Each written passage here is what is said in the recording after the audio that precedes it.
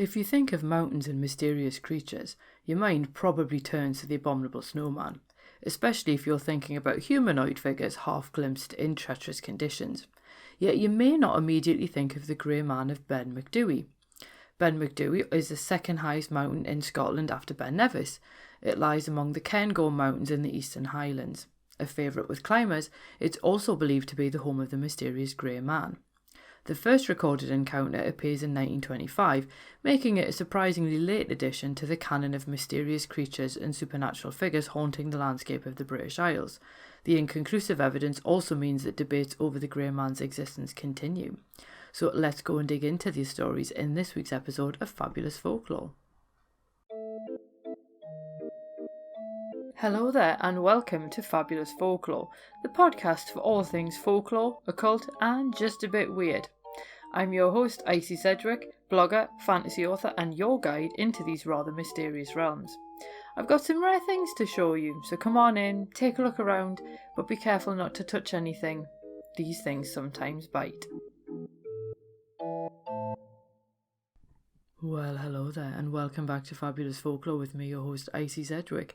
As you can probably tell by my voice, it's not entirely back, but we're going to do the best that we can. This is going to be our penultimate episode of Fabulous Folklore for 2021 because I do have one more episode for you which will be coming on Christmas Eve, which is an interview with Mark Norman from the Folklore podcast. So we're going to be talking all things folklore then, so you can look forward to that. But for this particular episode, we are rounding up our little mini theme of spectral creatures. And this was actually an episode request for the Grey Man of Ben Macdui. And to be honest with you, I'd never actually heard of the Grey Man of Ben Macdui. So it was a really nice opportunity for me to go and dig into something which I'd never come across before. So I figure it's a good idea to just jump straight into the episode. And we're going to start off, because this seems like the most logical way of doing it, with the first official encounter. Now, one of the first people to actually admit to an encounter with the Grey Man was scientist and mountaineer Professor J. Norman Colley. And his experience actually happened while climbing Ben Macdui in the Cairngorms in 1891, but he didn't relate it to anyone until 1925. And he revealed his experience as part of a speech that marked the first official record of the strangeness in the Cairngorms. And this was an after-dinner speech that he gave to a club meeting for a climbing group. Now, according to Colley, he'd reached the summit alone one misty day, and there's a cairn at the top which marks the summit. And he suddenly realised that he could hear noises besides his own footsteps. So if he took a few steps, he would hear a crunch behind him, as though someone was following him, albeit someone with longer strides than him, hence the reason why he heard fewer footsteps. Now, he saw nothing thanks to the mist, but eventually felt unnerved enough that he actually ran down the slope towards Rothiemurchus Forest, which was some 4 or 5 miles away. So it does give some indication as to how bothered he felt, the fact that he would actually run 4 or 5 miles to safety. Now, due to Colley's reputation and respectability, other climbers soon came forward to relate their tales, and it seems that fear of ridicule had prevented them from saying anything sooner, but Colley's admission legitimised what they had experienced on the mountain. Now, that said, and obviously in the interest of fairness, Colley's biographer Christine Mill did describe him as a lifelong occult believer, and he often told tall tales of gods and legendary creatures around the campfire. Who's to say the Grey Man wasn't simply another of these fantastical stories? Now, some skeptics have also claimed that Colley admitted making up the story, having not been given notice that he was expected to speak at a climbing club dinner. So we go from there to another set of encounters, and one climber named Peter Densham climbed Ben Macdui in May 1945, and for him the day started out clear, although mist closed in while he sat at the summit. And Densham could also hear strange noises in the mist, but he assumed them to just simply be related to the rocks moving and set about enjoying his lunch. Eventually, things started to feel a little bit weird, and he felt what he described as a cold pressure on the back of his neck, which was unusual because his coat was in the way. And eventually he heard a crunching from his left, and at this point he actually got up and moved forwards to investigate to see what might be making the noises. But at this point he was then overcome by apprehension and the desire to leave the mountain as soon as possible, prompted him to break into a run.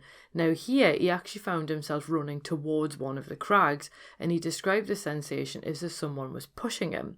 Thankfully he managed to change course, although he did say that this took quite a lot of difficulty to change the direction in which he was running, and he then ran down the side of the mountain to safety instead. Now this didn't stop Densham from actually going up the mountain, and in a second encounter he was on the mountain with another man, Richard Frere, as part of mountain rescue duty. And as part of this, they were actually looking for some people who needed their help, and he and Frere found themselves on the summit of the mountain. And Frere appeared to be sitting next to the cairn and started talking to someone. At first Densham thought he was talking to himself, and then he realised he was talking to someone who was simply hidden by the cairn at the summit. So Densham then joined in the conversation, until after a while they realised that they were actually the only ones there. So they were essentially talking to each other and this mysterious third invisible presence. And neither could actually recall the content of the conversation when asked about it later, only that it had happened. And while Densham had had no further experiences, he did believe that he'd had psychic interactions with something on the mountain. Two more climbers told author Alistair Borthwick about their experiences on Ben Macdui, and Borthwick immortalised the account in his 1939 book about climbing in Scotland, Always a Little Further. Now the first man experienced the same crunching footsteps as Colley, and again he could see very little due to the mist. He also reported feeling a crinkly feeling in the back of his neck, which I think we can probably assume is the same as the pressure on the neck that Densham felt, and he swiftly left the summit. And apparently the footsteps stopped around 1,000 feet before he reached the Larrig, which is the way down. The second climber reported something similar, and again he couldn't see for the mist, although he heard the same footsteps. The difference came because the mist suddenly cleared, and where before there had been footsteps stopping a few yards behind him, when the mist cleared he suddenly realised he was alone on the mountain, but there was nowhere that someone could have suddenly gone to hide to take cover when the mist cleared. So obviously we do have to wonder who was making the footsteps. Now one weird thing does characterise these two particular accounts, because both of them mention that the footsteps were irregular, which also Colley mentioned as well. And the first climber thought that he heard one footstep for every 3 of his own, whereas the second one said it was once for every 2.5 of his own. What we'll have to bear in mind though is the second man was 6 foot, while the first was only 5'7", so obviously their footsteps and stride lengths would be slightly different, but here the footsteps that they were hearing appeared to be matching their own particular strides, which is quite unusual. Another sighting appeared in the 1958 issue of The Scots, and Alexander Tunian claimed the sighting actually happened in 1943. And according to him, he was actually thinking of the figure when the mist rolled across the summit, obviously having heard of Colley's encounter. And for him, a shape actually charged at him in the mist, and he pulled out his revolver. Why he had a revolver on the mountain, I'm not sure, but there we go.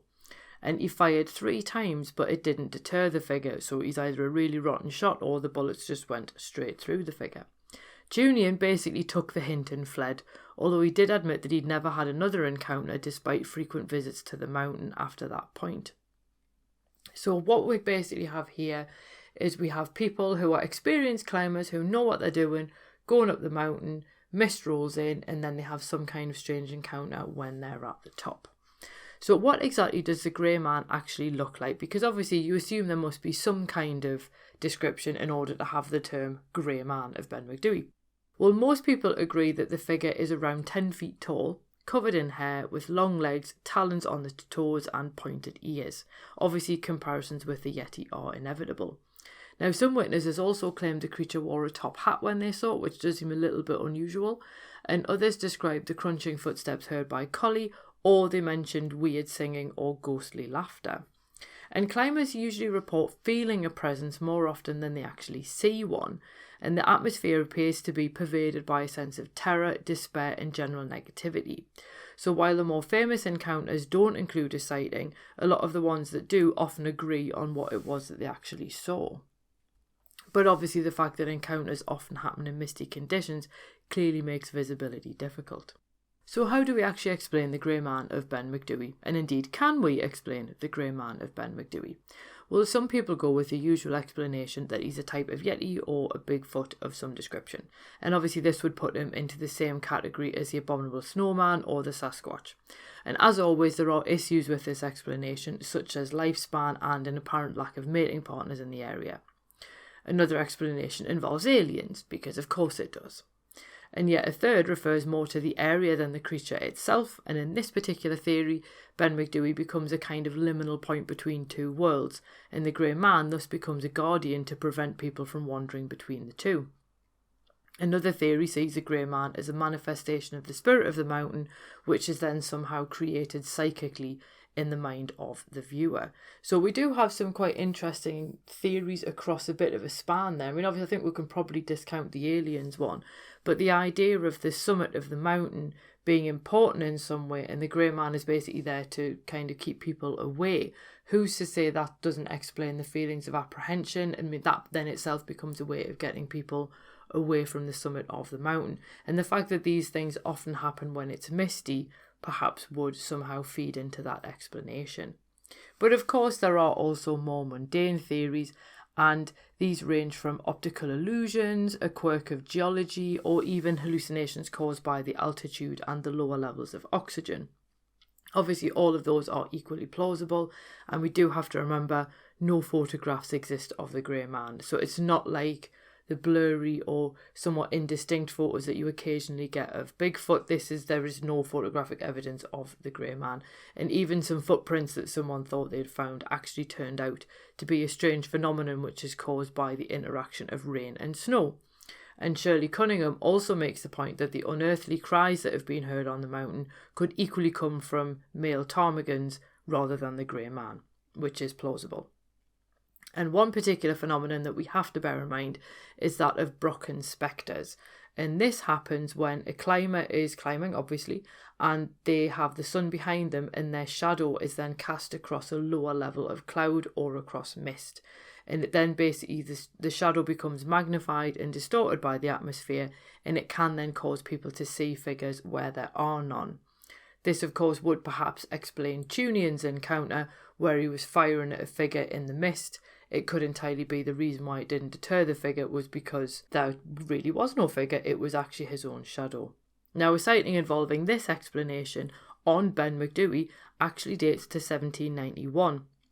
And poet James Hogg saw a figure that he described as being at least 30 feet high, standing near him when he tended sheep on the mountain. Now, clearly that kind of thing is going to bother you slightly, so he ran home, which I think most people probably would.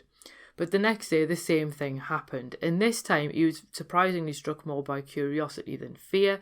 And when he took off his hat and the figure copied his movement, he realised it was just a shadow in the fog and that he wasn't actually looking at this 30-foot high, strange creature on the mountain. Because you would think if something was 30 feet high, a few other people might have noticed. Now, this particular phenomenon had been first observed in Germany's Harz Mountains on the Brocken, one of its peaks, in 1780, hence the name Brocken Specters. So it is entirely possible that people are indeed seeing figures on the mountain, it's just they're essentially seeing themselves. And before we get too excited, the Scotsman also wanted to remind us of a particular incident when walkers in the Black Forest in Germany reported misty grey men and echoing footsteps, and people were complaining of being followed through the forest. And scientists obviously looked into it because this is unusual, and they found out that people were indeed being followed through the forest by their own shadows. So we do have to bear in mind that occasionally there can actually be a scientific explanation for something which seems spectral because our mind doesn't immediately grasp what it's looking at, but then we to find out later on actually it was just X or Y. Now the thing I find is that the X or Y and the scientific explanation in this instance is still really interesting and it's still really cool. So even if your only encounter was actually with this particular phenomenon, then I think that is still worthy of note. But ultimately, though, we do have to think, what is actually going on? And I think if there is something on the mountain, then it would seem like it's more spectral or psychic in nature. And that would explain why it seems to manifest through sound or feelings of dread rather than visual sightings. And I do think that was what stood out for me when I read quite a lot of the accounts. And indeed, if you are interested in reading more of the accounts, Affleck Gray's The Big Grey Man of Ben Macdui is an excellent place to start.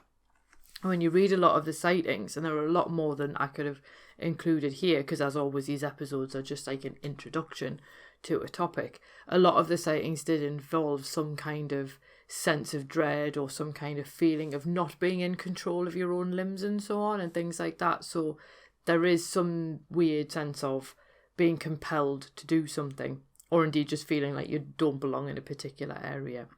Now, obviously, if we look at a spectral explanation, then this also sidesteps the physical problems, which is typical to Bigfoot stories, as in how old would the creature need to be and where did it physically come from.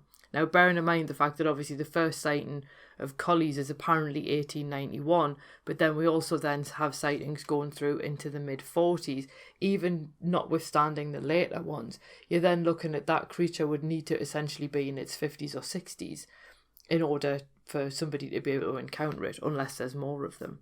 But obviously we see similar issues around breeding populations within the tales of British big cats, which were covered earlier in the year. So there are physical issues that you have to try and get over with these creatures, which you don't if it's a spectral entity of some description. And of course, it is also possible that there actually isn't something on the mountain, and it might just be tricks of the light. It might be the atmospheric conditions at the summit, or it could just be good old-fashioned psychology, because it is possible that Collie did invent the story, and then other people had also had weird experiences. Like, I'm not taking that away from anyone. People have obviously had something bizarre happen, or a strange sensation happen to them at the summit, but people have then used his story to rationalise that weird experience that they'd had, and then thus the legend was born. But I would love to know what you think. Do you think that the Grey Man of Ben Macdui is out there? Do you think it's just a combination of rational factors that people interpret as the Grey Man? Or, even better, have you actually had your own encounter? If you have, please do feel free to email me at icy@icysedgwick.com, or you can tweet me, post your story in the comment for the blog post that this episode is for, and the links are all in the show notes and everything, because it would be brilliant to see what people think about this. I always love it when people post comments with their own experiences, because it's like creating that collection of folklore and preserving people's experiences, which is what folklore is really about. So if you have had your own experience, please do feel free to let me know. So I hope you enjoyed that episode. Like I say, next week there's not going to be a Saturday episode because that's Christmas Day, and I thought you might quite fancy a break. So we will have the interview with Mark Norman of the Folklore podcast, where I will be talking about like, why is folklore important? What's behind the resurgence of interest? How can you get involved with folklore? And that's going to be out on Thursday, so I hope that you enjoy that. And then if you are a Patreon supporter at any level, you should have also seen the Saturnalia article that I posted on Friday, because that is the beginning of Saturnalia essentially. And there is a bonus episode coming as well. So there's plenty of exclusive content over on Patreon if you'd like to support the podcast there. I will actually be back on New Year's Day. I wasn't going to, but then I suddenly thought, you know what, there's actually loads of really weird New Year folklore as well, beyond just first footing. So I thought it might actually be quite good to do an episode. And how many times am I going to get the chance to do a New Year episode on New Year's Day? So I will be back on the 1st of January. But apart from that, I hope that you have a very, very Merry Christmas. I wish lots of life, love, happiness, all that kind of thing to you and your loved ones. And even the people that you don't like, why not? It's Christmas. And as I say, I hope you'll come back for the interview with Mark Norman, and then I'll see you on New Year's Day. Cheerio. Well, thank you for listening, and thanks for visiting Fabulous Folklore. I hope you enjoyed your stay. If you did, why not consider subscribing in your podcast app of choice? If you enjoy the show, why not leave me a review and help other listeners to find it as well? And if you'd like bonus exclusive episodes of the podcast, then why not support me on Patreon? It does help me to keep the show going, and it means that you get a little bit extra every month as well. And you can find all of the necessary links in the show notes below. So without any further ado, I will bid you adieu, and I hope that you have safe travels wherever you're going on to next.